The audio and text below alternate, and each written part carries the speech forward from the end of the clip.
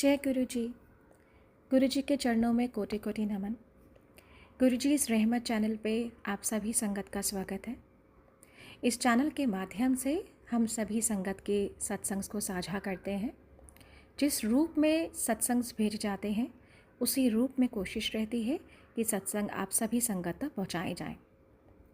आप सभी संगत जो भी सत्संग को साझा करना चाहते हैं वो डिस्क्रिप्शन में मेंशन व्हाट्सएप नंबर पे ऑडियो या लिखित रूप से भेज सकते हैं या जीमेल आईडी पे भी भेज सकते हैं।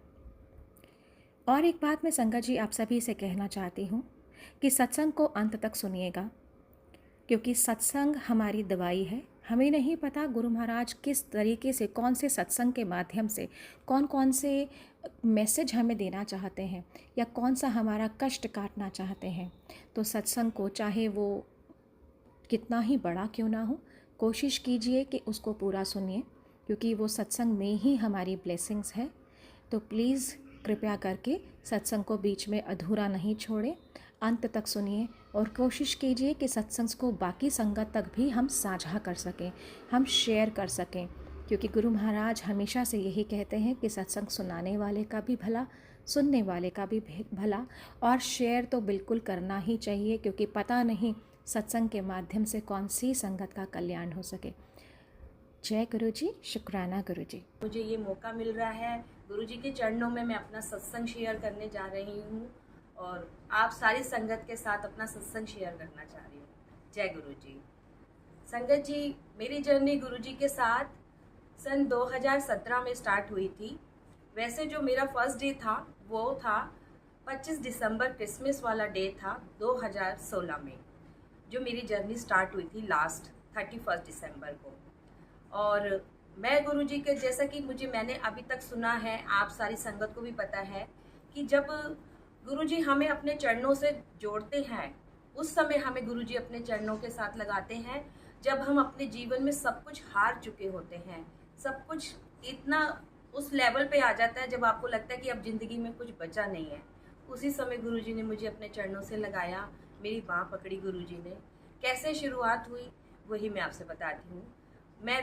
मेरे हस्बैंड के थ्रू मेरा 2015 से जो पीरियड था बहुत डल पीरियड था ज़िंदगी में। ऐसा था कि उससे पहले 2013-14 मतलब लाइफ में बहुत अच्छा टाइम चल रहा था, लेकिन अचानक से 2014, 15, 16 ऐसा टाइम आया कि मैं अपनी ज़िंदगी में सब कुछ हार चुकी थी।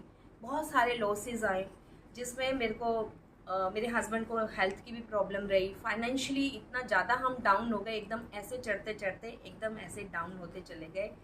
मैं नहीं जानती क्या हुआ था क्या नहीं हुआ था। बस संगत जी वही मैं आपसे बता रही हूँ कि मुझे इतना बुरा टाइम आ गया था कि मुझे अपना जो है सब कुछ हार के, इनफैक्ट अपना जिस मकान में मैं रह रही थी उस मकान को लोगों ने कहना शुरू कर दिया था कि ये मनूस मकान है, तो इस मकान को खाली कर दे। इतना ज़्यादा हो गया था, मुझे 50-60 लाख का नुकसान हुआ था और मैं एकदम ज़मीन पे आ गई थी आसमान से। और मुझे ऐसा हुआ कि मेरे को अपना मकान छोड़ के मुझे किराए के मकान में, नोएडा छोड़ के मुझे रोहिणी शिफ्ट होना पड़ा किराए के मकान में। मैंने मकान सेल नहीं किया था, खाली कर दिया था, क्योंकि इतनी सारी प्रॉब्लम्स क्रिएट होती जा रही थी, बैम में आ गई थी, जो भी कहते हैं। तो संगत जी, मैं जस्ट अभी फर्स्ट डे ही था जो कि 30 दिसंबर को हमने वहाँ पे शिफ्टिंग किया किराए के मकान में रोहिणी में। और उसी दिन जो हमारे ऊपर जो नेबर थे आंटी, उनके घर में अगले दिन क्रिसमस का सत्संग था और उन्होंने मुझे देखा, बोले कि आप गुरुजी को जानते हो? मैंने कहा नहीं। कौन से गुरुजी? बोले छतरपुर वाले गुरुजी। तो मैंने कहा नहीं आंटी, मैं नहीं जानती हूँ। उस समय मैंने उनसे आंटी नहीं बोला था, इनफैक्ट मैं कहा नहीं भाभी, मैं नहीं जानती हूँ। तो फिर उसके बाद उन्होंने बोला आप कल मेरे घर सत्संग में आओगे? मैंने कहा ठीक है। मैंने उनसे बोल दिया कि मैं आऊँगी, बट मेरे मन में गुरुजी के लिए कुछ था ही नहीं, मैं गुरुजी को जानती नहीं थी। तो और मैं पहले से किसी गुरुजी को मानती हूँ, धारण किया हुआ है, ये मैंने उनका जो है आज भी कंगन पहना है, मेरे दिल में मेरे भगवान हैं वो, मेरे घर में भी उनका तस्वीर है जो मैंने अभी भी रखी हुई है। तो संगत जी, मेरे मन में ये था कि हमारे तो गुरुजी हैं, फिर मैं इस दरबार पे क्यों जाऊं, जैसा कि सारी संगत के मन में आता है। तो मेरे मन में वही हुआ कि चलो ठीक है, देखते हैं। मैंने उनको एक बारी एक सही बोल दिया कि मैं आऊँगी, लेकिन मेरे बैग्स भी नहीं खुले हुए थे। उन्होंने मुझे ये बोला कि आंटी क्रिसमस का दिन है तो आप ना रेड कलर का जो हमने थीम रखा है, ड्रेस कोड जो है, आप रेड कुछ पहन कर आना। मैं कहा अच्छा ठीक है, मैंने इतना सीरियस नहीं लिया इस बात को। हम लोग सो गए, अभी बैग्स हमारे खुले नहीं थे, तो हम सो गए। तो सुबह सुबह ना अराउंड 11 बजे के आसपास मुझे एकदम से एक वेलकम बैंड की जो है आवाज़ आने लगी। तो मैंने जैसे ही गेट खोला, मैं क्योंकि मैंने इतना सीरियस नहीं लिया था तो मैं तैयार भी नहीं हुई थी और मेरे बैग्स भी नहीं ओपन हुए थे। तो जैसे ही जस्ट मैंने अपना डोर ओपन किया, मैंने देखा कि मेरी ही दरवाजे के बाहर से एक सुंदर सी रंगोली जो है ऊपर सीढ़ियों से बन के जा रही है, और एक फ्रेगनेंस बहुत जोर की जो है फूलों की बहुत ज़बरदस्त आ रही थी। मैं कहा इतना अच्छे तरीके से ये लोग करते हैं, क्या एक्सपीरियंस है ये, मुझे जाना चाहिए। एक अंदर से आवाज़ आई कि मुझे जाना चाहिए। फिर मैंने सोचा कि लेकिन उन्होंने तो बोला कि रेड कलर पहनना है, मैं कहाँ से ढूंढूं रेड कलर, और पता नहीं, अभी तो मेरे बैग भी नहीं खुले हुए। फिर भी मैंने जो है मैंने कहा चलो देखती हूँ, कुछ भी पहन लेती हूँ। संगत जी आप विश्वास करेंगे, मैं हमेशा ये कहती हूँ विश्वास करेंगे, विश्वास नहीं करेंगे नहीं बोलती, क्योंकि गुरु जी के यहाँ हर चीज़ पे विश्वास करते हैं हम। तो जैसे ही मैंने बैग ओपन किया, ऊपर जो मेरा फर्स्ट जो ड्रेस था वो रेड कलर का था, और मुझे इतना अच्छा लगा। मैंने कहा वाओ, चलो मुझे ढूंढना नहीं पड़ा। मैंने जस्ट वो ड्रेस पहना, विंटर की गर्म कुर्ती थी, रेड ही था पूरा। मैंने फटाफट से मतलब रेडी होके मैं जाने लगी। तो मेरी डॉटर्स है ना, उन्होंने बोला मम्मी आप ना जा तो रहे हो, लेकिन ना आप देखो हम ना गुड़गांव वाले गुरुजी के यहाँ जाते हैं, तो हम नहीं जा रहे, आप चले जाओ। तो मैंने कहा चलो ठीक है, ऐसे करती हूँ, मैं चले जाती हूँ, जब आंटी तुम्हें बुलाएंगी ना लंगर प्रसाद के टाइम पे तब तुम आ जाना, मैं अभी चले जाती हूँ। ये सोच के मैं चली गई संगत जी। जैसे ही मैंने वहाँ पे मेन डोर पे, मैं अभी जस्ट उनके गई थी, मैंने देखा सामने इतना खूबसूरत दरबार, मैंने ऐसा दरबार नहीं देखा, इतनी खूबसूरत तरीके से उन्होंने दरबार सजाया हुआ था। बहुत ही, वैसे तो गुरुजी के सारे ही दरबार देखिए कितने खूबसूरत होते हैं। और उस दिन का जो मेरा एक्सपीरियंस मैं आपसे बता रही हूँ कि मैं जब रोहिणी गई थी, मैं एकदम थक हार के गई थी, जिंदगी से हार के, अंदर से कोई खुशी भी नहीं थी मेरे अंदर। लेकिन आंटी ने बुलाया था। लेकिन हाँ, मैं बचपन से ही पूजा पाठ में बहुत बिलीव करती हूँ और भोलेनाथ की भक्त हूँ, और मैं गुरुद्वारे में भी जो है प्रभात फेरी वगैरह में बचपन से जाती रही हूँ। तो सेवा भाव मेरे अंदर शुरू से ही रहा, तो शायद वही रीज़न रहा जो गुरुजी ने मुझे अपनी तरफ खींचा। तो संगत जी जब मैंने वहाँ देखा, इतना सुंदर सा फूलों से सजा हुआ दरबार था, बड़े बड़े गुरुजी के स्वरूप, मैंने कहा इतने बड़े बड़े स्वरूप। तो संगत जी जब सबसे पहली बात मेरे दिमाग में आई ना, उस समय की बात बता रही हूँ मैं। मैंने जैसे ही गुरुजी को देखा, मैंने कहा ये कैसे गुरुजी हैं गंजे से। फर्स्ट जो मेरे मतलब मन में जो थॉट आया वो यही आया, मैं कहा हमारे गुरुजी तो इतने सुंदर है, कितने प्यारे हैं, ये मुझे अच्छे नहीं लग रहे। संगत जी ये मेरे मन में थॉट आया। लेकिन मैं वहाँ जाके बैठ गई। वहाँ पे भजन चल रहे थे, उसके बाद एकदम से शब्द बानी शुरू हो गए, और जो शब्द बानी थे उस समय जो उसकी व्याख्या थी बहुत ही मजबूत, और जैसे कि मुझे लग रहा था वो उसमें वो जो व्याख्या उस समय जो चल रही थी ना, वो मेरी ही जिंदगी के ऊपर चल रही थी। और मैं वहाँ बैठ के फूट फूट के रोना शुरू हो गई। इतना ज़्यादा रो रही थी, इतना ज़्यादा कि इनफैक्ट मुझे लगता है कि इतना इस तरीके से कोई भी नहीं रोता, कि इनफैक्ट मेरी पूरी बॉडी काँप रही थी और मैं ज़ोर ज़ोर से हिलना शुरू हो गई। तो वो आंटी मुझे ऐसे ऐसे कर रही थी कि ये ठीक है। तो मेरे को थोड़ी सी शर्म से आने लगी। मैं उठ के वहाँ से ना उनके दूसरे रूम में जाके बैठ गई, और फिर वहाँ पे जाके मैं रोना शुरू हो गई। तो आंटी ने मुझे बोला कि आप ना इस रूम में मत रो, आप ना अगर आपको रोना आ रहा है कोई बात नहीं, आप गुरुजी के पास बैठ के रो। तो मैंने कहा नहीं, मेरी ना सब बेइज्जती करेंगे, ये रो क्यों रही है, इसीलिए मेरे को अच्छा नहीं लग रहा। नहीं आंटी आप आओ, आप गुरुजी के पास ही बैठ के रो। तो मैंने कहा ठीक है। मेरे आंसू बंद नहीं हो रहे थे संगत जी, क्योंकि मेरे अंदर इतना कुछ भरा हुआ था ना, इतना कुछ भरा हुआ था। जब मैं वो टाइम सोचती हूँ ना, और आज भी मेरी आंखों में आंसू आते हैं कि वो टाइम कैसा था संगत जी। और बहुत ही बुरा वक्त था। इनफैक्ट जो कि मतलब कि इतना खुला खर्चा करने वाले और एक 50-50 रुपए के लिए सोचना पड़ता था, ऐसा टाइम आ चुका था। और बहुत सारी चीज़ें, उसके अलावा पैसे से ही नहीं और भी बहुत कुछ हो चुका था ज़िंदगी में। अपनों का साथ छूट गया था, अपने रिश्तेदार छोड़ के चले गए थे, उन्होंने साथ नहीं दिया था। और उनकी नज़र में मैं उस मुकाम पे आ चुकी थी जो कि हमेशा उनकी हेल्प करने वाली, जो मेरे को हमेशा नहीं तू ही सबसे ऊपर है, तू ही घर की किंग है, तूने हमेशा, मैं सबका हमेशा साथ दिया मैंने, हर बुरे वक्त में उनके साथ खड़ी रही हूँ एक पिलर की तरह। और उन्होंने उस समय में मेरा जब साथ छोड़ा ना, तो आप सोच सकते हैं कि एक इंसान कितनी बुरी तरीके से टूट जाता है, उसकी ज़िंदगी में क्या कुछ हो जाता है। सिर्फ एक मेरे हस्बैंड, मैं और मेरे बच्चे थे, और कुछ भी नहीं था मेरे पास। मैं सब कुछ हार चुकी थी, रिश्तेदार, दोस्ती, सब कुछ छोड़, मतलब खत्म ही हो चुका था इनफैक्ट चीज़। और लेकिन उसी बुरे वक्त में ना, कहते हैं इंसान की परख होती है आपको कि कौन आपके साथ है, तो वो मुझे हो चुकी थी संगत जी। तो मैं जब वहाँ पे रो रही थी बैठी हुई, तो अचानक मेरे पास आंटी आई, कहती आप चलो, गुरुजी ने ना आपसे ना भोग प्रसाद की सेवा लेनी है। मैं कहा मुझसे? कहती हाँ आप आओ। तो संगत जी उन्होंने मुझे, आंटी ने किचन में बुलाया और मेरे हाथ में ना उन्होंने भोग की थाली दे दी। बट मेरे अंदर इतनी हिम्मत ही नहीं थी, क्योंकि मैं रो रही थी, शिवरिंग हो रहा था पूरी मेरी बॉडी। और क्या कहते हैं, उन्होंने मुझे बोला आंटी आप ना, मैंने उनसे बोला 2 मिनट आंटी रुक जाओ, मुझे पहले मतलब हिम्मत तो आ जाए कि मैं ये थाली भी नहीं पकड़ पा रही थी, मैं इतना ज़्यादा रो रही थी कि मैं उस थाली को पकड़ने के लिए भी एक हिम्मत चाहिए थी। तो वो बोली आंटी गुरुजी को वेट नहीं कराते, आप ना ये थाली पकड़ो, गुरुजी आपको हिम्मत देंगे, आप थाली पकड़ो। उन्होंने मेरे हाथ में थाली पकड़ाई और थाली ऐसे ऐसे लिटरली मैं देखो, मतलब कि मैं रो भी रही हूँ और थाली पूरी तरीके से हिल रही थी। वो कहती कोई बात नहीं, ऐसा होता है। मैं जाके बैठ गई और उन्होंने मुझे जैसे बताया सेवा के लिए कि आपने ऐसे गुरुजी के आगे ये भोग प्रसाद की थाली रखनी है, मैं थाली रख के उन्होंने मुझे गुरुजी के सबसे आगे बिठा दिया। और जब सबसे आगे बिठाया, उन्होंने मुझे बोला कि अब आप सिर्फ, आपका कनेक्शन जो है ना वो गुरुजी से जुड़ चुका है और आपने गुरुजी के आगे अरदास करनी है। वो मुझे बस ये बोल के चली गई। मैं चली गई तो जब मेरा ध्यान, मतलब मैं सच्ची बताऊं तो संगत जी उस समय ना मेरा ध्यान गुरुजी के ऊपर भी नहीं था, सिर्फ वो शब्द बानी जो चल रहे थे ना, सिर्फ उसके ऊपर था। क्योंकि मैं गुरुजी को जानती ही नहीं थी, वो कौन है, क्या है, महापुरुष हैं, क्या उनका मतलब वो है, मुझे उस समय कुछ भी नहीं था। सिर्फ ये था कि गुरु नानक जी की व्याख्या चल रही थी, मैं बचपन से गुरुद्वारे जाती थी और व्याख्या सुन रही थी, और भोलेनाथ वहाँ बैठे हुए थे बस। और जो मेरे गुरुजी हैं गुड़गांव वाले, वो मेरे मन में थे। तो मैंने वहाँ जाके, क्योंकि कहते हैं ना सत्संग में माहौल ऐसा होता है कि आप किसी भी परमेश्वर को, जिसको भी मानते हो, उसका नाम लेके अगर आप वहाँ पे बैठ जाते हो तो गुरुजी आपको दर्शन देते हैं उसी रूप में। तो संगत जी मेरे साथ भी वही हुआ। मैं वहाँ पे बैठे, मेरे को भोग प्रसाद का मौका मिला, फर्स्ट टाइम में ही मिला, और बहुत ही अच्छा एक्सपीरियंस रहा, बहुत ही ज़बरदस्त एक्सपीरियंस रहा।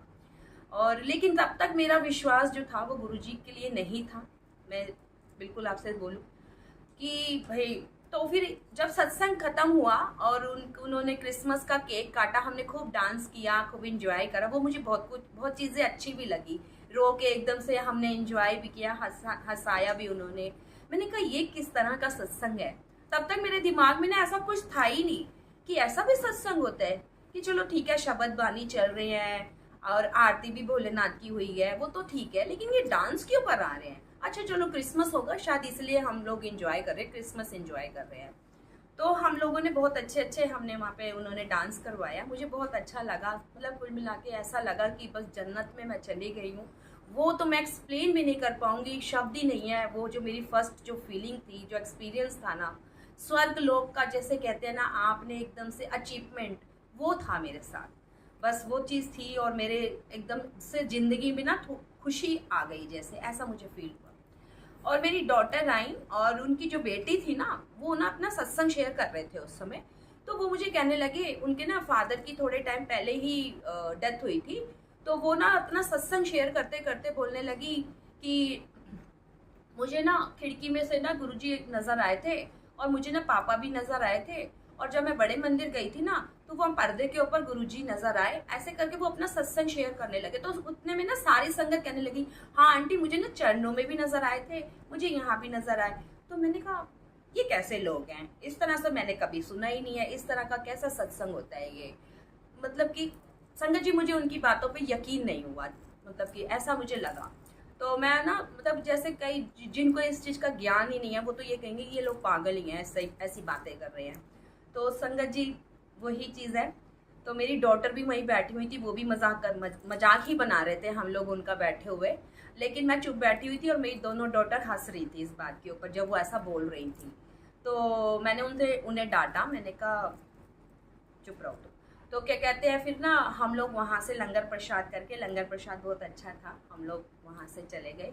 रात को जब मैं अपनी डॉटर के संग बात कर रही थी, भाई दोनों डॉटर बोली, मम्मी आप सत्संग में तो चले गए हो, मगर आप एक चीज़ का ध्यान में रखना कि ना आप इतने पागल मत हो जाना कि मुझे गुरुजी यहाँ नज़र आए, मुझे गुरुजी वहाँ नज़र आए। मैं कहा नहीं नहीं, ऐसा तो कुछ भी नहीं है, हम तो इतने सालों से गुरुजी को मानते हैं, मैंने तो अभी कभी ऐसा देखा ही नहीं कि मुझे गुरुजी ऐसे सपने में आए हो या मुझे ऐसे नज़र आए हो। ये लोग तो कुछ ज़्यादा ही बोल रहे थे, बट मैं इतनी पागल होने वाली नहीं हूँ, मैंने ऐसा कहा अपनी डॉटर से। संगत जी, आप विश्वास करोगे, उसके बाद मुझे रोहिणी में कंटिन्यू एक ही दिन में मैंने 4 गुरुजी के सत्संग अटेंड करे हैं। एक ही दिन में 4 सत्संग कोई अटेंड नहीं कर पाता, लेकिन रोहिणी में इतने सत्संग होते थे, इतने सत्संग होते थे, और मेरा बहुत अच्छा फ्रेंड सर्कल बन गया, जिनके ग्रुप में मैं ऐड हो गई। उन्होंने मुझे बोला, राधिका आंटी आप चलो, राधिका आंटी आप चलो। तो वो मुझे एक सत्संग खत्म नहीं होता था दूसरे में ले जाते थे, दूसरा खत्म नहीं होता था तीसरे में ले जाते थे। मेरे पास उस समय कोई काम नहीं था कि भाई मैं कुछ और काम करूँ, सिर्फ घर का ही होता था। तो मैं सत्संग में जाना शुरू हो गई, मेरे को घर में बैठने का मन ही नहीं होता था। सही बात बताऊं, रात हो जाती थी, सुबह निकलती थी और रात को मैं घर आती थी 4 सत्संग अटेंड करके। और संगत जी, हम हमेशा नीचे ही बैठती हूँ मैं सत्संग में, कभी भी मैं ऊपर नहीं बैठती। और ये मैं आपको बताने जा रही हूँ, मेरा इस चीज़ का ये भी बहुत बड़ा सत्संग है। तो ये मैं अभी जर्नी वाला सत्संग बताऊंगी, लेकिन नेक्स्ट सत्संग में बताऊंगी आपको कि मैं नीचे कैसे बैठती हूँ, किस तरह से गुरुजी ने मुझे ब्लेस किया है, उस चीज़ का भी मैं सत्संग नेक्स्ट सत्संग में बताऊंगी आपको। तो मेरी जो जर्नी थी इस तरह से स्टार्ट हुई। तो धीरे धीरे मेरा जो है गुरुजी के प्रति विश्वास, एक भावना शुरू हो गई, गुरुजी से नाता जुड़ गया, गुरुजी ने कनेक्शन, पता नहीं कैसा कनेक्शन बनाया। संगत जी, मैंने वहाँ पे अपना सैलून स्टार्ट किया, और जहाँ मैंने सैलून स्टार्ट किया ना, मेरे को जो वहाँ भी एक आंटी थे ऊपर, तो उन्होंने मुझे बहुत बड़ा, इतना काफ़ी बड़ा, जो सबसे बड़ा स्वरूप होता है ना, उन्होंने मुझे मेरे सैलून के लिए ना मुझे ब्लेसिंग के तौर पर दिया कि आप अपने सैलून में ना ये येलो ड्रेस वाला जो है गुरुजी का येलो चोला, तो वो वाला मुझे उन्होंने स्वरूप दिया बहुत बड़ा विद फ्रेम, कि आप ये गुरुजी के अपना जो अपने सैलून में लगाओ, आप देखना आपको कितनी ब्लेसिंग्स मिलेंगी गुरुजी से। तो मैं कहा थैंक यू सो मच, मुझे ये वाला जो स्वरूप है, मुझे यही वाला स्वरूप चाहिए था, और वही स्वरूप उन्होंने मुझे दे दिया। और मैंने अपने जो मेन कैश काउंटर होता है उसके जस्ट सामने गुरुजी का वो बड़ा सा स्वरूप लगा दिया। और फिर उसके बाद मैं सुबह शाम ना जब भी मतलब उस काउंटर पे बैठती थी ना संगत जी, मैं हमेशा एक ही अरदास लगाती थी, और एक ही भजन मुझे बड़ा ही प्यारा लगता था।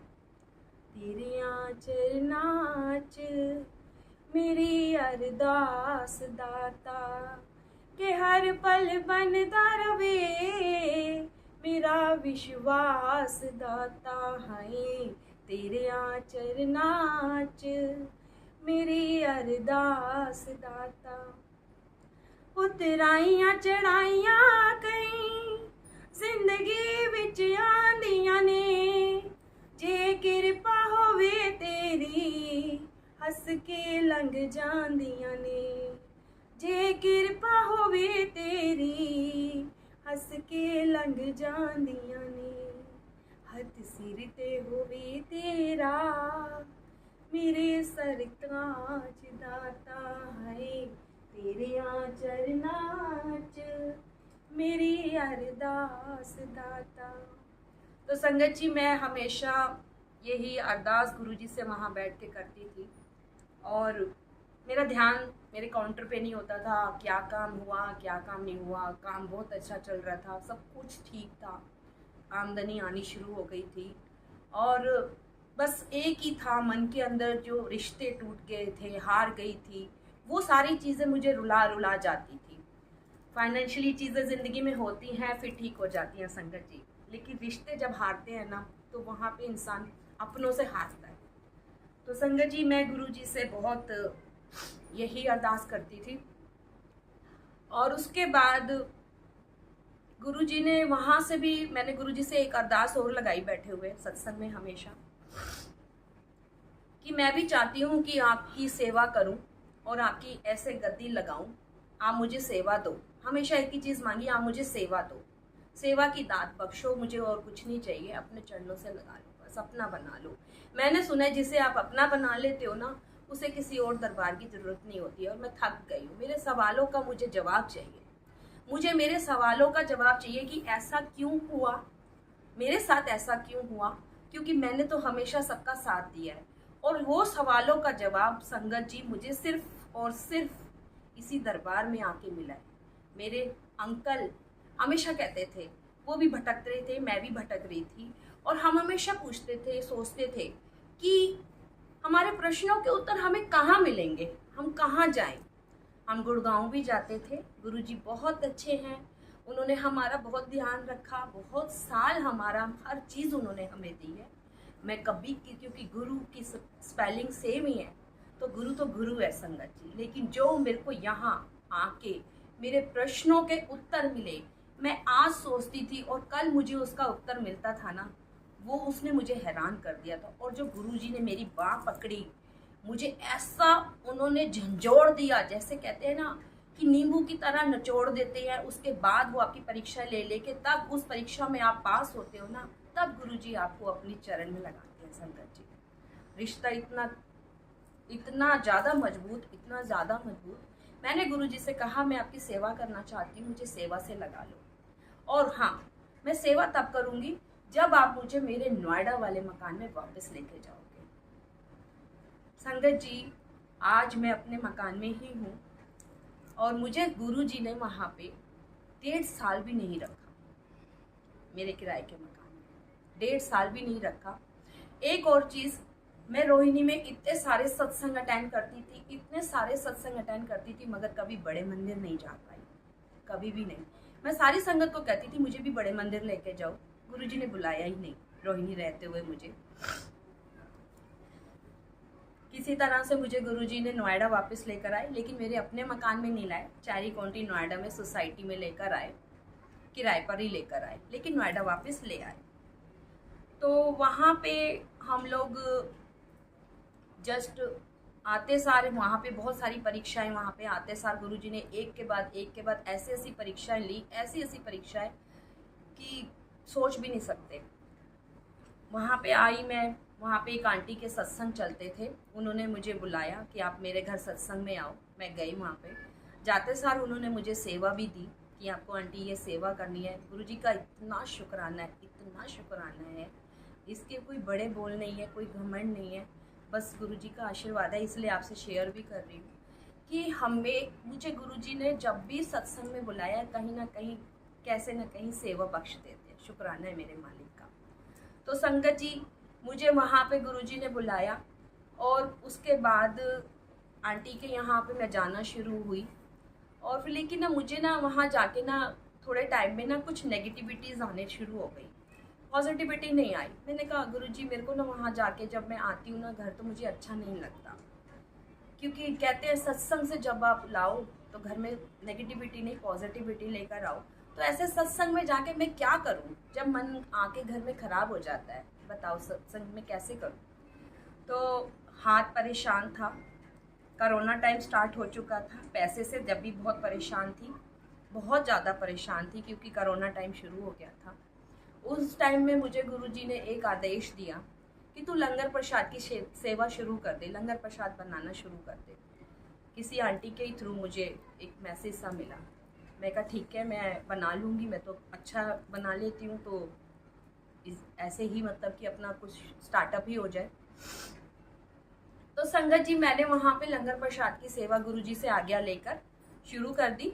और फिर उसके बाद जो मेरा 2-3 लंगर प्रसाद जब गए, सारी संगत को बहुत पसंद आना शुरू हो गया था, सब कुछ था जैसा कि मैंने आपसे अभी शेयर किया था कि जहाँ मैं सत्संग में जाती थी वहाँ पे कुछ संगत की वजह से मुझे नेगेटिविटी मिलती थी, पॉजिटिव वाइब्स नहीं आती थी, तो मैंने सत्संग में जाना छोड़ दिया था। लेकिन जब मेरे को इस तरह से लंगर प्रसाद की सेवा मिलना शुरू हुई तो मैं जाना शुरू हुई। और मेरे साथ वहाँ पे भी इतना मतलब बड़ा सीन हो गया था, इनफैक्ट उन्हीं आंटीज़ की वजह से, कुछ 2-4 आंटीज़ की वजह से मैं लंगर प्रसाद जब लेकर गई जिन आंटी के घर पे, तो वहाँ पे जो मेन आंटी थी, मैं नाम नहीं लूँगी किसी आंटी का, गुरुजी आज्ञा नहीं देते इस चीज़ की, क्योंकि गुरुजी के लिए तो सारी संगत एक बराबर एक समान है, वो गुरुजी और मैं ही जानते हैं। तो संगत जी, मुझे उन आंटी ने ना, आप विश्वास करोगे, उस सत्संग में संगत जी कम से कम 150 संगत होगी। और उस 150 संगत के बीच में मुझे उन आंटी ने, जो सेवादार थी गुरु जी की, इतनी बड़ी, इतनी पुरानी सेवादार, उन्होंने मुझे वहाँ पे सब संगत के बीच में खड़े कर दिया और बोले कि राधिका आंटी, आप ना गुरु जी का लंगर प्रसाद नहीं बनाओगे। मैंने कहा क्यों आंटी? आप ना बहुत महंगा, मतलब महंगा बनाते हो। मैंने कहा महंगा बनाती हूँ आंटी? आपने कभी 200 रोटियाँ इकट्ठे एक साथ खड़े होके बनाई हैं अकेले? तो उन्होंने बोला नहीं आंटी, आप जो भी है ना, मैं आपको बोल रही हूँ कि आप आज के बाद लंगर प्रसाद नहीं बनाओगे, ये काम नहीं करोगे। मैं कहा आई एम सॉरी आंटी, आप गुरुजी नहीं हो। मैंने ये काम गुरुजी से पूछ के शुरू करा है और मुझे गुरुजी ने आज्ञा दी है। महंगा है, कम है, बढ़ती है, जो भी है, जैसा भी है, जिन आंटी के घर में सत्संग है, अगर वो मुझे ये कह दें कि हाँ मैंने उन्हें महंगा दिया है और मैं इस चीज़ को बिल्कुल भी, मैं अभी उनसे 1 रुपया भी नहीं लूँगी और मैं यहाँ से चली जाऊँगी। संगत जी, आप सोच सकते हैं जब 150 संगत के बीच में आपको खड़े करके इस तरह का आपकी बेइज्जती करी जाए तो आपके साथ क्या मतलब आप फील करोगे।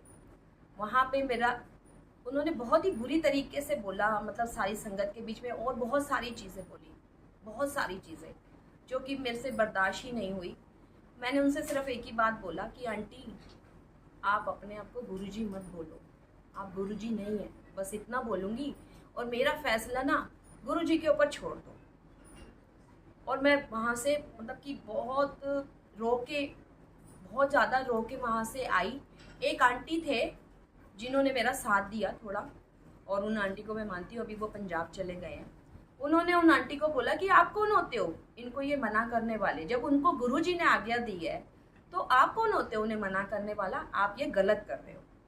तो वो आंटी को लगा कि शायद मैंने इतनी संगत के बीच में ना ऐसा करके गलती कर दी है, क्योंकि संगत भी चुप हो गई थी, संगत उनको कुछ बोल नहीं पा रही थी। संगत को लग रहा था कि उन आंटी ने गलत किया, क्योंकि मैं बहुत ज़्यादा रो चुकी थी और मैंने बहुत ही रीजनेबल और इतनी मेहनत, वो गुरुजी है, वो चीज़ मैं यहाँ पे नहीं करूँगी, वो गुरुजी जानते हैं संगत जी। तो क्या कहते हैं, मैं वहाँ से आ गई, लेकिन मैं घर नहीं गई, क्योंकि मैं इतना ज़्यादा लेवल पे रो चुकी थी ना, मेरी आईज एकदम सूज गई थी, रो रो के रेड हो चुकी थी। रात के 12 बज चुके थे और मैं घर नहीं गई। मैं ना वहाँ पे ना चेरी काउंटी के गार्डन में जाके ना चेयर पे बैठ के वहाँ पे भी रोई जा रही थी कि मैं ऐसा क्यों किया, मेरे साथ ऐसा क्यों किया। मैंने तो बड़ी मेहनत की है यार, 2000 रुपये में क्या होता है, मैं इतना लंगर प्रसाद बना के दे रही हूँ, सिर्फ 2000 रुपये में ये बहुत बड़े ज़्यादा पैसे ले लिए मैंने। ऐसा मेरे मन में आया, मैंने कहा गुरुजी ये 2000 रुपये का ना मैं 1 रुपया भी नहीं खर्च करूंगी। आज मुझे इस 2000 की जबकि जरूरत बहुत है, लेकिन मैं इसका 1 रुपया भी अपने घर में खर्च नहीं करूंगी, ये मैं सेवा में दूंगी। ये मेरे वो 2000 रुपये उन आंटी से लेके मैंने सेवा के लिए अलग से रख दिए संगत जी। वो बात की बात थी, लेकिन मैं उस समय घर नहीं गई थी, मेरे बच्चे मुझे ढूंढ रहे थे और मेरे अंकल भी मुझे ढूंढ रहे थे। तो वो जो आंटी जिन्होंने मेरा साथ दिया ना, मेरे बच्चों ने उनको फ़ोन किया, उन्होंने बोला कि आंटी मम्मी घर नहीं आई। उन्होंने कहा नहीं आंटी, मम्मी तो बहुत देर की 9 बजे की निकली हुई, अब तो 12 बज रहे हैं। कहती नहीं आई मम्मी, घर नहीं आई। तो वो उन्होंने मुझे ढूंढा, उन्होंने देखा मैं वहाँ पे बेंच पे बैठी हुई थी। कहते की हो गया तेनू, एवं थोड़ी ना करीदा है, चल कर, मतलब बच्चे परेशान हो रहे हैं, सारे परेशान हो गए। मैं कहा मैं कैसे जाऊँ, मुझे मेरे बच्चे देखेंगे मैं इस हाल में आई हूँ। बच्चे मुझे वैसे ही बोलते हैं कि आपने सत्संग नहीं जाना है, आपने ये सब नहीं करना है। मुझे बच्चे मना करते थे, बच्चे बिलीव नहीं करते थे उस समय, गुरुजी को नहीं मानते थे तब तक बिल्कुल भी।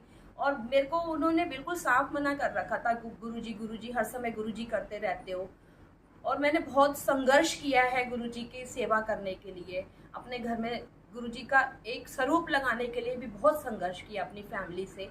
तो बच्चों के सामने मैं क्या बोलूँगी कि इस तरह से मेरी इतने सारे लोगों के बीच में बेइज्जती कर दी गई है, जो कि मैं इतनी मेहनत करके लंगर प्रसाद बना के लेके गई हूँ। तो उन्होंने बोला तू अभी घर चल, क्योंकि बिट्टू भी परेशान हो रहा है, तू घर चल बस किसी भी तरीके से, हम कल बात करेंगे, कोई बात नहीं अभी चुप हो जाओ। उन्होंने मुझे घर लेके गए। संगत जी आप विश्वास करोगे, उसके बाद ना मतलब कि मैं बच्चों के सामने गई नहीं, अपने सीधा रूम में जाके सो गई। बच्चे समझ गए और ये भी समझ गए कि इसके साथ कुछ हुआ है, गलत हुआ है। तो इन्होंने उस समय मुझसे नहीं पूछा, अगले दिन पूछा, मैंने बता दिया। लेकिन उसके बाद ना 1 हफ्ते लगातार मेरे दिमाग से वो चीज़ें निकल ही नहीं रही थी। बार बार ना जब भी मतलब कि मेरी इतनी हिम्मत नहीं हो रही थी कि मैं इनफैक्ट अपने घर में भी रोटी प्रसाद बना दूँ, क्योंकि जब भी रोटी प्रसाद बनाने जाती थी ना तो मुझे ऐसा लगता था कि मैंने क्या मतलब कि सेवा करी थी, मतलब बहुत ज़्यादा उस लेवल पे, मतलब कि बहुत ज़्यादा वो फीलिंग एक्सप्लेन नहीं कर पा रही हूँ मैं आपसे। तो मतलब एक हफ्ता तो मतलब कि मेरे घर में रोटी ही नहीं बनी, बाहर से ही खाना आता रहा, ऐसा सा हो गया था मेरे घर में। और फिर संगत जी एक दिन अचानक मेरे पास एक वीडियो आई। एक वीडियो में जितना मैं रोई हूँ ना उस एक हफ्ते में जितने मेरे आंसू निकले थे ना, वो वीडियो में गुरुजी लिटरली रोए जा रहे थे, रोए जा रहे थे, रोए जा रहे थे। और एक मैसेज लिखा होया था, बस कर, किन्ना रोएगी, किन्ना रुलाएगी मैनू अपने गुरु नू। तेनू पता है मेरी बिटिया जब रो रही है ना तो मेरे आंसू निकलते हैं। तू अपने गुरु नू रुलाना चाहती है ना, हुण बस कर, मैं तेरे नाल हैगा। ਉਹਦੇ ਚ मैसेज लिखे होया आया। तब जाके मेरे वो आंसू रुके कि गुरुजी आप मेरे साथ हो, मैं ठीक थी। इसका मतलब मुझे आपने प्रमाण दिया, इस चीज का प्रूफ दिया। अगर आप मुझे ये प्रूफ नहीं देते तो मुझे ऐसा लगता कि शायद मैंने सच्ची में गलत कर दिया संगत के साथ में, भाई इतना महंगा खाना दे दिया।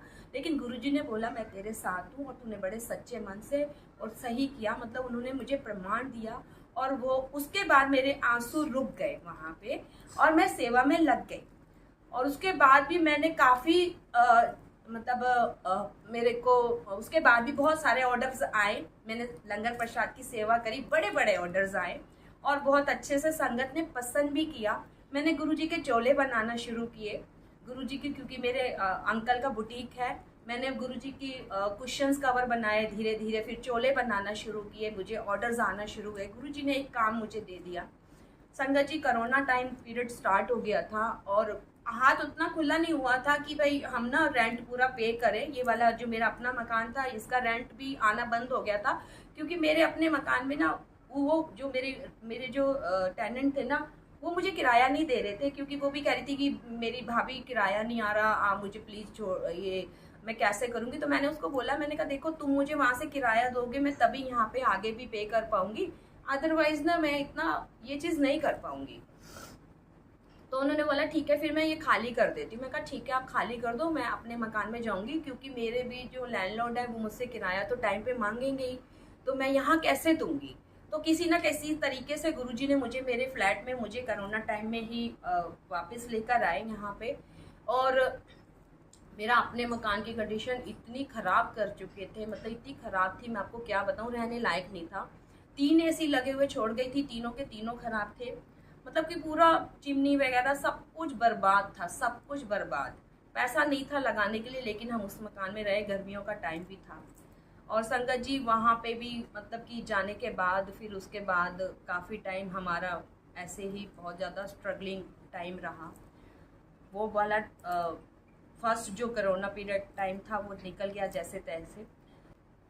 इस बीच में संगत जी मैं आपसे ये शेयर करना भूल गई कि जैसा मैंने आपसे बताया कि मुझे जब मैं रोहिणी में सत्संग में जा रही थी, एक दिन में 4 सत्संग अटेंड कर रही थी। और उस बीच में मेरे को कभी भी गुरुजी ने बड़े मंदिर नहीं बुलाया। मैं हमेशा बड़े मंदिर जाना चाहती थी मगर बड़े मंदिर नहीं बुलाया। मैं वहाँ पे भी चेरी काउंटी में भी नोएडा आने के बाद ना सारी संगत को कहती थी कि बड़े मंदिर जाना है, बड़े मंदिर जाना है। और मेरी जो आंटी थी जो बनी हुई थी वो उन्होंने बोला हम चलेंगे, बड़े मंदिर चलेंगे। लेकिन संगत जी मुझे जो गुरुजी ने पहली बार बुलाया वो अपने जन्म स्थान पे डुगरी मंदिर बुलाया। जिन आंटी ने मेरी इंसल्ट की थी उन्होंने ही बस की थी, उन्हीं के साथ हम लोग गए थे वो पहले। और क्या कहते हैं उसी बीच में कनेक्शन जब गुरुजी से बना, तो जब हम बस में जा रहे थे ना संगत जी, तो वो किसी संगत ने ना गुरुजी की ब्लेसिंग, ये जो ब्रेसलेट है इस टाइप से सारी संगत को बांटे। तो मेरे पास जो स्वरूप आया था ना, हम लोग क्योंकि जैसे आपस में संगत एक दूसरे को दिखाती, देख मेरी ब्लेसिंग ऐसी है, गुरुजी ने ये चोला पहना है, हम एक दूसरे से ऐसे बात कर रहे थे। मैंने कहा यार मेरे पास जो आया ना ये सबसे डिफरेंट है, आप लोगों के सबके मिलते जुलते हैं, ये वाला तो कहते हाँ हमने भी ये वाला स्वरूप ना देखा ही नहीं है कहीं, कभी भी नहीं देखा ये वाला स्वरूप। मैं कहा सच्ची। फिर मैंने मेरे मन में एक और चीज़ आ गई, मैंने जितने भी वहाँ पे बस में जितनी संगत थी ना सबके ब्रेसलेट चेक करना शुरू कर दिए। तो वाकई में वो वाला स्वरूप किसी के पास भी नहीं था, सिर्फ मेरे पास था। तो संगत जी पूरे माइंड में ना वो चीज़ चल रही थी एक तो, और दूसरा ना जब मैं पहली बार गुरुजी के मतलब डुगरी मंदिर जा रही थी ना, तो मेरे दिमाग में ये आ रहा था कि मैं अपने गुड़गांव वाले गुरुजी को छोड़कर ना वहाँ जा रही हूँ, कई गुरुजी मेरे से नाराज तो नहीं हो जाएंगे गुड़गांव वाले गुरुजी। तो वहाँ पूरे रास्ते में यही चला। अच्छा वहाँ पे जब मैं पहुँची डुगरी मंदिर, तो डुगरी मंदिर में अंदर जब पहली बात तो ये कि वहाँ पे उस दिन समाधि दिवस का दिन था, बहुत बड़ा दिन था, तो रश बहुत ज़्यादा होता है, गर्मी का टाइम तो बहुत ज़्यादा रश था। हमारा नंबर दूर दूर तक चांसेस ही नहीं थे कि हमारा नंबर वहाँ पे आ जाएगा, क्योंकि हम तो बहुत पीछे थे लाइन में पूरी बस की। लेकिन कहते हैं ना, जब गुरु जी ने बुलाया है तो वो किसी न किसी तरीके से आपको दर्शन दे ही देते हैं। और हमारा नंबर आ गया। 3 बजे मंदिर बंद होने वाला था। संगत जी जो सेवादार थे ना, उन्होंने लाइन ना ऐसे ना चला के ना ऐसे चला दी, और हमारी पूरी बस, एक भी संगत उसमें रही नहीं होगी, पूरी की पूरी संगत को अंदर एकदम दरबार में मतलब पहुंचा दिया। और जब हम दरबार में जाके बैठे तो वहाँ पे जो शिव जी की जो मूर्ति है और क्या कहते हैं गुरु जी का स्वरूप बड़े बड़े मैंने देखा, बहुत अच्छा लगा वहाँ पे, और भी बड़े बड़े स्वरूप देखकर। तो वहाँ पे जाके हम लोग बैठे, वहाँ पे उन्होंने मुझे चाय प्रसाद दिया। वहाँ पे भी मतलब कि बहुत अच्छी फीलिंग आ रही थी, वही सब चल रहा था, वही सारी चीज़ें चल रही थी, रोना सा, आंखों से आंसू।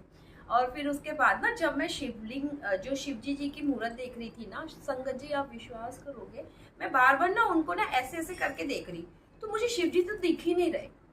शिव जी की है मूर्ति है, लेकिन शिव जी की दिख ही नहीं रहे, उसमें शिव जी मुझे दिख ही नहीं रहे। उसमें मुझे कौन दिख रहे हैं? गुरु जी का फेस दिख रहा है।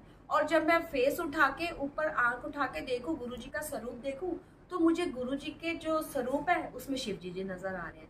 मैं कहा नहीं नहीं, ऐसा नहीं हो सकता, इन्होंने ना इसमें ना कुछ मतलब हिप्नोटाइज कुछ जैसा कर रखा है, मुझे विश्वास नहीं हो रहा था।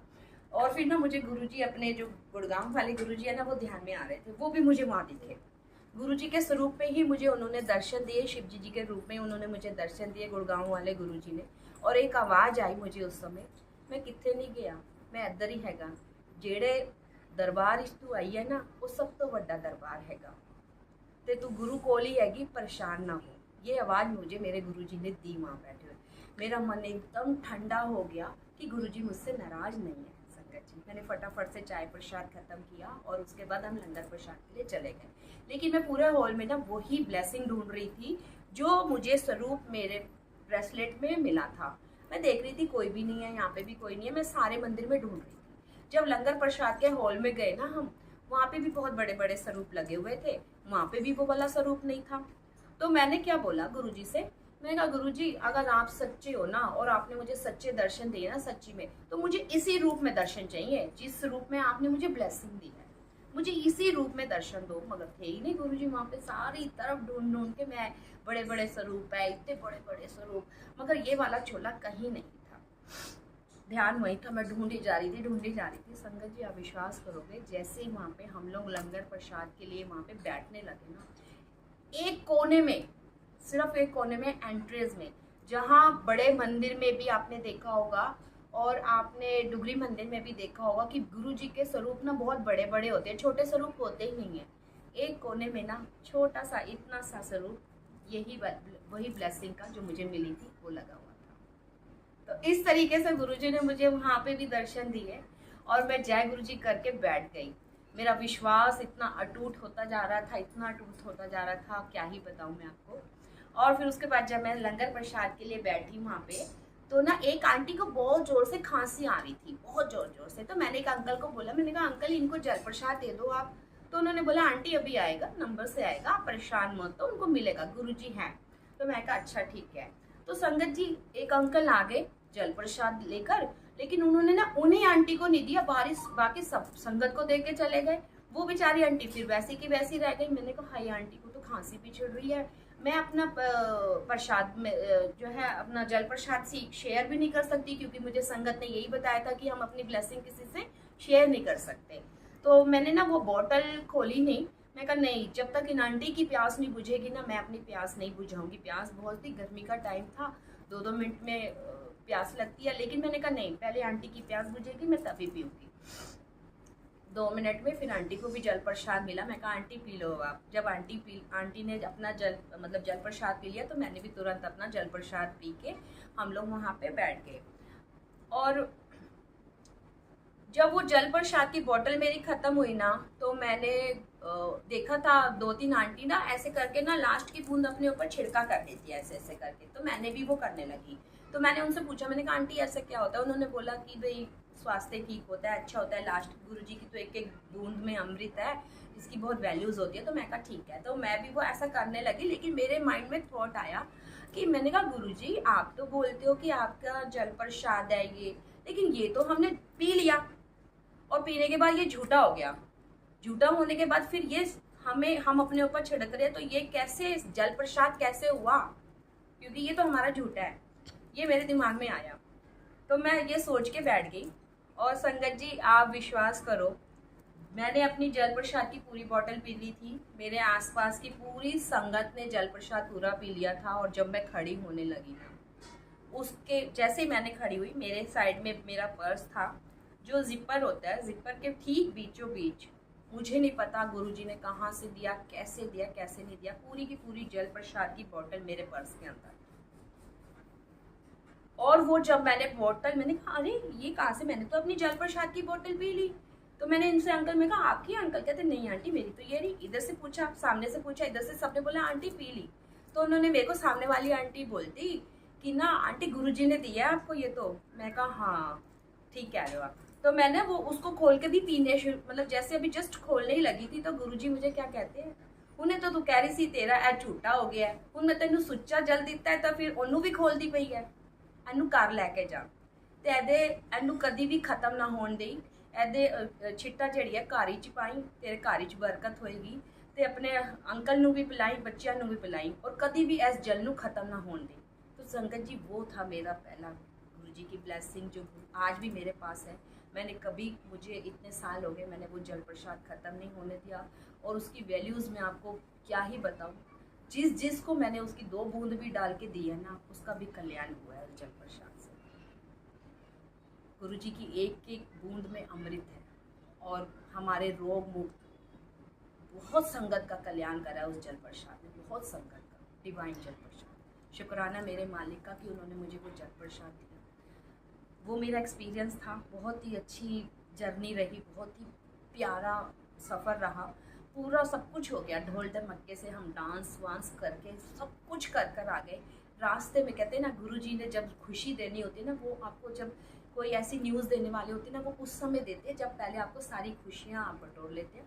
तो रास्ते में ना हम वापसी में थे, मेरे पास एक न्यूज़ आई कि मेरे घर में किसी की डेथ हो गई। मैं कहा देखो गुरुजी ने पहले ना उस समय मुझे न्यूज़ नहीं दी, जब मैं उनके दर्शन कर रही थी या मैं जा रही थी, जबकि वो उससे पहले हो चुका था। लेकिन गुरुजी मुझे सब कुछ ब्लेस करना चाहते थे, और मुझे उसके बाद मुझे न्यूज़ सुनाई दी। मैं फटाफट से मुझे यही हुआ कि अब मैं घर पहुँच जाऊँ जैसे जैसे करके।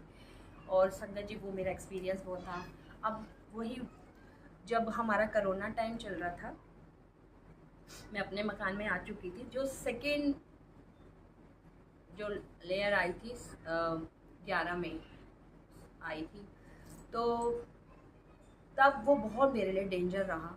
गुरुजी ने मुझे बहुत उसमें कैसे मेरे को नया जीवन दान दिया है ना, मैं आपको बता रही हूँ कि हम एक आंटी के यहाँ, उस समय तक मैं सत्संग करना शुरू हो गई थी। जब मैं अपने घर में आई, गुरुजी की गद्दी लगाई, और ऐसी गद्दी, इतनी प्यारी गद्दी, गुरुजी ने इतनी प्यारी गद्दी। एक अंकल मुझे मिल गए उस बीच में, अरुण मल्होत्रा अंकल। वो ना गुरुजी के बड़े मंदिर में सेवादार थे, बड़े ही प्यारे, मेरे गुरु भाई बन गए वो।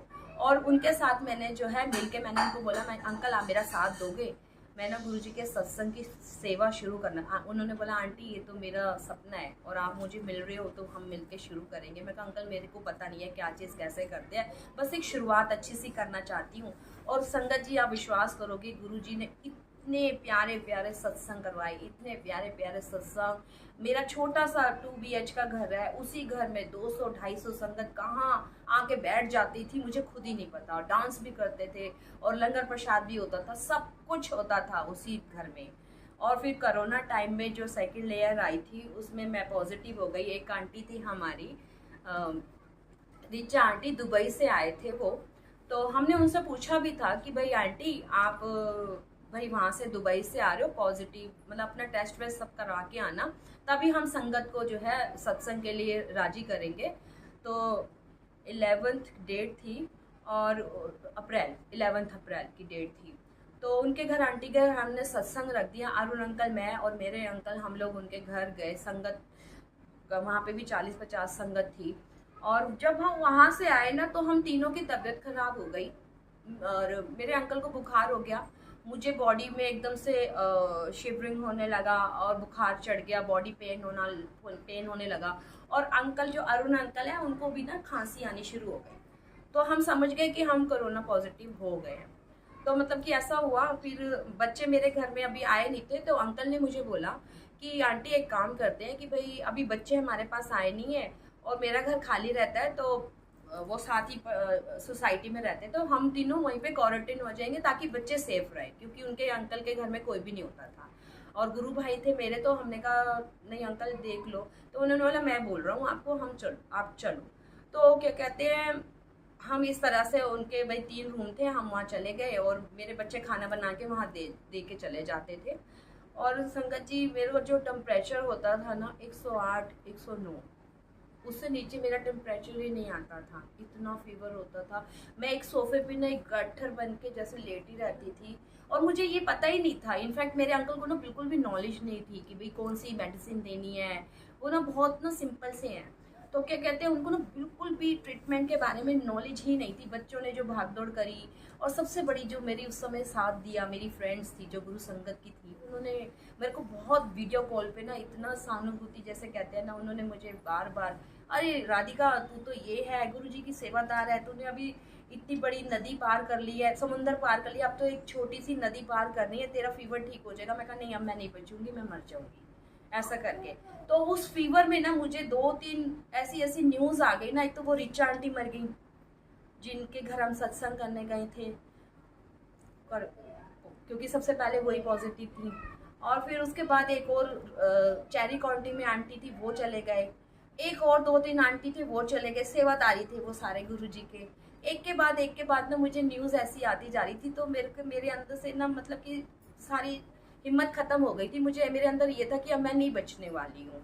तो क्या कहते हैं, और फिर मेरे को जो मेरी दोस्त गुरु संगत उन सब ने मुझे बहुत ज़्यादा मोटिवेट किया कि नहीं आपको कुछ नहीं होगा, आप बिल्कुल ठीक हो जाओगे ऐसे वैसे। संगत जी मेरे जो गुरु भाई थे ना, उनकी लापरवाही से वो चले गए, अरुण अंकल जिनके घर में हम पॉजिटिव मतलब क्वारंटीन हुए थे ना। और हमने टेस्ट करवाया, हम उनके पीछे पड़ गए, उन्होंने दवाई भी खाई, सब कुछ करा, लेकिन ना उनकी लापरवाही ये थी कि उस समय डॉक्टर्स बोलते थे ठंडा नहीं पीना है, बर्फ़ नहीं होनी चाहिए, काफ़ी परहेज कर रहे थे, लेकिन उन्होंने कहा वो मार्केट जाके गोलगप्पे खा कर आए। मैंने कहा अंकल आप पागल हो गए हो, आप क्या कर रहे हो, ऐसे में लोग पता नहीं मतलब छू भी नहीं रहे हैं और आप गोलगप्पे खा कर आ रहे हो। कहते जब मैं गुरुजी के पास जाऊँगा ना तो क्या बोलूँगा, मैं गोलगप्पे नहीं खा कर आया। संगत जी आज उन्होंने ये बोला था और अगले दिन उनकी डेथ हो गई थी।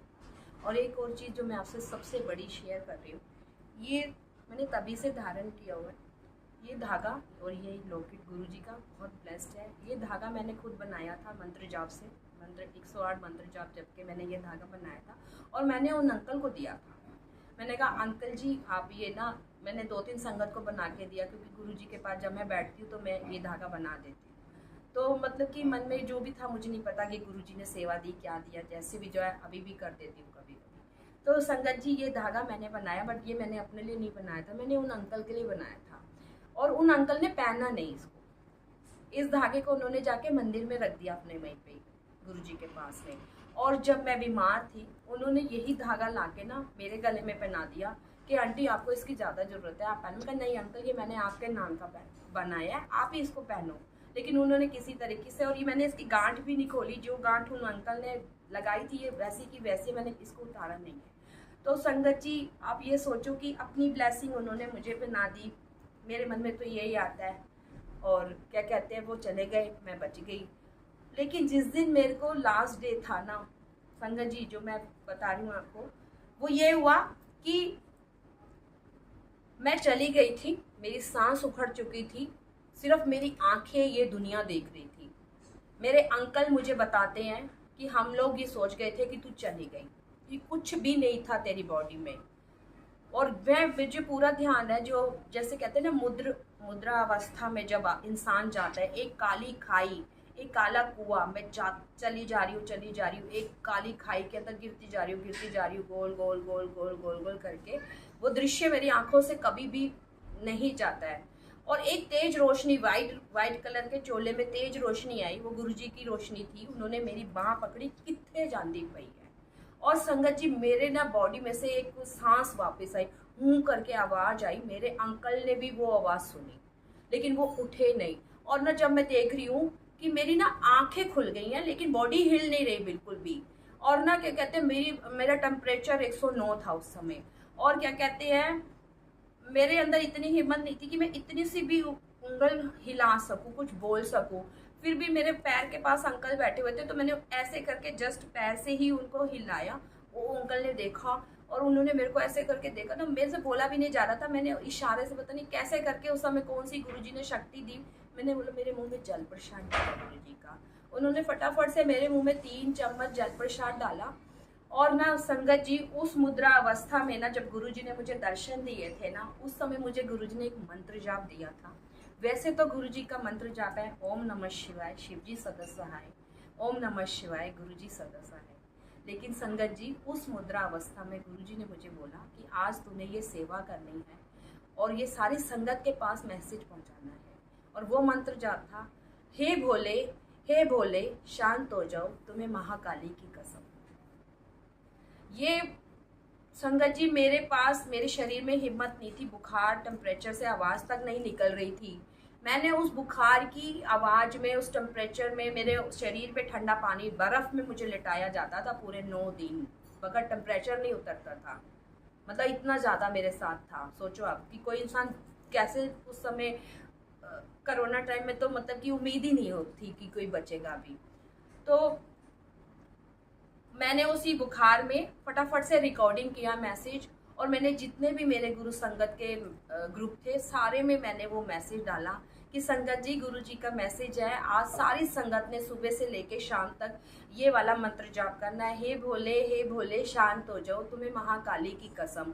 और अपने अंकल का हाथ पकड़ के तूने भी कुछ नहीं करना, सिर्फ यही मंत्र जाप करना है। मैंने अपने अंकल को अपने पास बिठाया, उनका हाथ अपने हाथ में लिया। मैंने कहा सुनो, गुरुजी की आदेश है, तुमने मेरे साथ आज सुबह से रात तक ना यही मंत्र जाप करना है। तो अंकल ने मेरे साथ सुबह से रात तक वही मंत्र जाप किया। अगले दिन मेरा टेम्परेचर बिल्कुल ख़त्म था। लेकिन अगले दिन मेरे अंकल जा चुके थे, अरुण मल्होत्रा अंकल, जो मेरे गुरु भाई थे। इस तरह से गुरुजी ने मुझे नया जीवन दान दिया। ये मेरी जर्नी बहुत अच्छी जर्नी थी। गुरुजी ने मुझे नया जीवन दान दिया। क्यों दिया? मैंने गुरुजी से क्वेश्चन किया, गुरुजी आपने अरुण अंकल को ले लिया, मुझे जीवन दान दे दिया, आप मुझे ले लेते, अरुण अंकल को बचा लेते, क्योंकि वो मेरे लिए बहुत बड़ी परीक्षा थी। मेरे बच्चे, मेरे अंकल, मैं अरुण अंकल को आज भी नहीं भुला सकती हूँ। मेरे घर में जो माहौल था ना, उनके जाने के बाद इतनी संगत मेरे से छूट गई। पता नहीं उनको ऐसा लगा कि हम अंकल के घर में क्वारंटीन होने चले गए, तो शायद हमने अपना कोरोना उनको दे दिया। बहुत सारी संगत मेरे से छूटती चली गई। और इतनी ज़्यादा लेवल पे मैं डिप्रेशन में आ गई थी, एंग्जाइटी का शिकार हो गई थी कि मैं अपने घर में बैठे बैठे ना, मैं ऐसे करती थी, अपने बच्चों को बोलती थी कि गेट बंद कर दो, कोई आ जाएगा अंदर, कोई आ जाएगा। इस तरीके से जो दोस्त, मेरी जो क्लोज फ्रेंड, आज भी मैं उनको बहुत याद करती हूँ, बहुत प्यार करती हूँ। कभी अगर वो मेरा अचानक से सत्संग सुन लेंगे तो मैं यही बोलूँगी, मैं नाम नहीं लूँगी, लेकिन मैं सच्ची में आप दोनों को बहुत प्यार करती हूँ, सच्चे दिल से। आप मेरी बहुत अच्छी दोस्त थी। और मैंने अपना फैसला गुरुजी के ऊपर छोड़ा था, गुरुजी की शरण में आज भी हूँ। तो गुरुजी के ऊपर ही चीज़ें छोड़नी चाहिए, क्योंकि हमें कोई हक नहीं है कि हम किसी को जज करें। हम परमेश्वर नहीं हैं, ये हक सिर्फ परमेश्वर का है, तो उन्हीं के ऊपर छोड़ दो। इंसान है, इंसान बन के रहे। तो संगत जी आज भी अरुण अंकल हमारे बीच में आए। मैं जब भी सत्संग करती हूँ उनको मिस करती हूँ। वो 6 महीने मेरे लिए बहुत ही डिप्रेसिव रहे, बहुत ख़तरनाक रहे। घर में माहौल बहुत गंदा था, लेकिन गुरुजी मेरे साथ थे। मैं रात के 3 बजे सुखमनी साहिब जी का पाठ पढ़ती थी, हनुमान चालीसा पढ़ती थी, और इस तरीके से कोरोना टाइम मेरा पार हुआ। जैसे तैसे करके स्वस्थ हुई, धीरे धीरे बहुत टाइम लगा। आज भी बहुत सारी चीज़ें भूल जाती हूँ। लोगों ने बोला ये पागल हो गई है, साइको हो गया, इसको साइकेट्रिस्ट के पास लेके जाओ। बहुत सारी उल्टी सीधी हरकतें करना शुरू हो गई थी। लेकिन गुरुजी है ना, अगर गुरु जी ने आपको सेवा बख्शनी है ना, मैंने एक ही सवाल किया, मैंने कहा आपने उनको जीवन दान नहीं दिया, आपने मुझे जीवन दान दिया, क्यों दिया? कहते जेड़े कम मैं तेरे तो हले कराने ने ना, वो ना तो नहीं कराने थे। ओदी सेवा पूरी हो गई, वो मेरी शरण विच हैगा। तो गुरु जी से मैं यही अरदास करती हूँ कि गुरु जी संगत को अपनी शरण में ही रखें, और अरुण अंकल को भी जो इस जीवन में उन्होंने सुख नहीं भोगा, वो अगले जीवन में भोगे, हमेशा यही अरदास रहती है।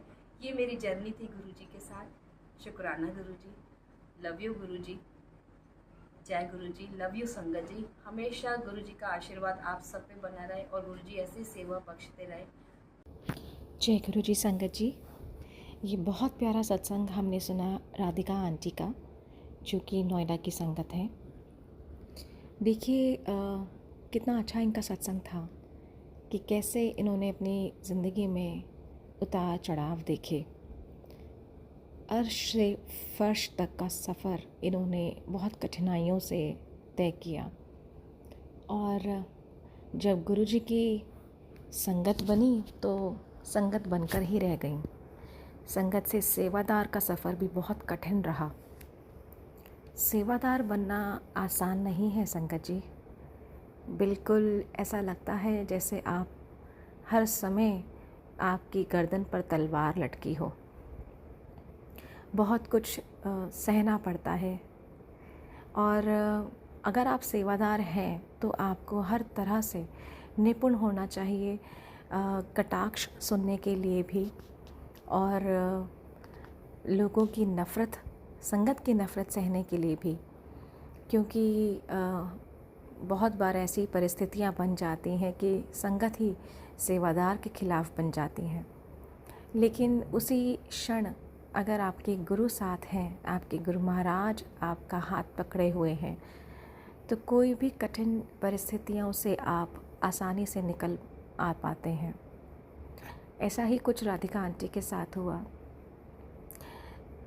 जीवन में हमारे सामने बहुत सारी ऐसी परिस्थितियां आती हैं जब हमें हमारे अपने जो हमारे बहुत करीब होते हैं वो हमारे खिलाफ़ खड़े हो जाते हैं। और ये गुरुजी कहते भी हैं कि मैं एक एक का चेहरा दिखा के पूछूंगा कि बता तेरे साथ कौन है, बता तेरा अपना कौन है। और ये हकीकत में होता है संगत जी, और वही क्षण बहुत कठिन होता है हम सभी की ज़िंदगी में। तो आंटी के साथ भी ऐसा ही हुआ, क्योंकि बहुत कठिन परिस्थितियां उन्होंने देखी, उनके रिश्तेदार अगेंस्ट हो गए, और लेकिन गुरु महाराज ने उनका हाथ थामे रखा, संगत ने उनका हाथ थामे रखा। लेकिन फिर ऐसी परिस्थितियां आई कि वही संगत उनके खिलाफ़ हो गई। उनको संगत को ये लगने लगा कि कहीं ना कहीं जो अरुण अंकल जिनकी डेथ हुई उसका ज़िम्मेदार राधिका आंटी को मानने लगे। देखिए मृत्यु काल एक ऐसी चीज़ है जिसका हम मनुष्यों का कोई कंट्रोल नहीं होता, कोई उसके ऊपर वश नहीं है। कुदरत के आगे हमें घुटने टेकने पड़ते हैं। तो बस यही है कि हर समय आपको अपने गुरु का ध्यान, आपका सिमरन होना चाहिए, क्योंकि एक मंत्र जाप ये हमारी बहुत बड़ी संजीवनी बूटी है। गुरु महाराज का साथ, शब्द गुरबाणी, यही सब है जो हमें इस मृत्यु लोक पर हमें पल पल हमारा साथ दिए रहते हैं, गुरु महाराज के साथ के साथ।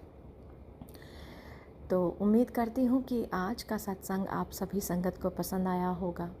पसंद आया है तो लाइक कीजिए, इसको ज़्यादा से ज़्यादा शेयर कीजिए, क्योंकि न जाने कौन सी संगत का गुरु महाराज कल्याण करवाते हैं सत्संग को सुनाकर, और कौन सी संगत का जवाब मिलता है उनको सत्संग के माध्यम से। और अगर चैनल पे नए हैं तो कृपया चैनल को सब्सक्राइब कर लीजिए, बेल नोटिफिकेशन को ऑन कर दीजिए। इसी के साथ मैं अपनी वाणी को यहीं विराम देती हूँ। जय गुरु जी, शुक्राना गुरु जी।